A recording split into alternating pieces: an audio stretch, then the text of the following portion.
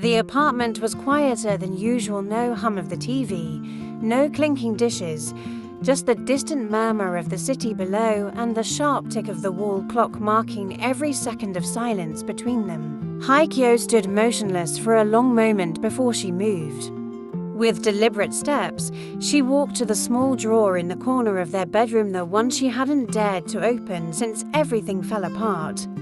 Her hand trembled as she slid it open and pulled out the ring she had taken off just days ago, a simple band, yet once so full of hope. She walked back into the living room where Min-ho sat, shoulders hunched, eyes distant. He didn't look up until the sharp sound of metal touching wood echoed between them.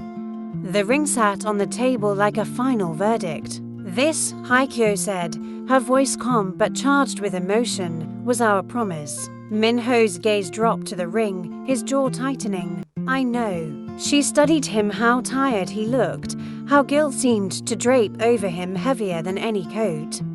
But promises mean nothing without truth. He finally looked up, his eyes red-rimmed. "I never meant to hurt you." "You keep saying that," she replied, her tone soft but cutting.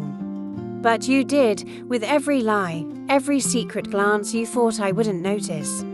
With every night you stayed late and came home smelling like perfume that wasn't mine." He flinched, as if the words physically struck him. "I fought for us, Min-ho," she continued, her voice cracking slightly. "I gave grace, patience, and the benefit of doubt, but I wasn't blind, just in love." He opened his mouth, but she held up a hand. "No more excuses, you made your choices." Silence. The air between them thickened with memories of laughter on cold mornings, late-night ramen, inside jokes, whispered dreams. "I still wear the bracelet you gave me in Jeju," she said suddenly, "because it reminded me of a time we were real." Min-ho reached across the table, but she didn't move. "I don't know how to fix this," he whispered. "That's the thing," she replied. "Not everything broken can be fixed. Some things, they're meant to teach us and leave us." She took a step back from the table, her eyes on the ring. "I'm not asking for revenge.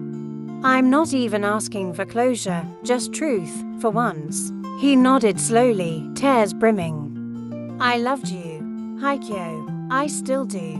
But not enough to stay honest," she said gently. She turned toward the door, pausing only once to say, "You don't have to keep the ring, but remember what it stood for." Then she walked out, leaving the promise behind, not broken, but no longer hers to carry. Always drop a comment, subscribe, like, and share for more interesting videos.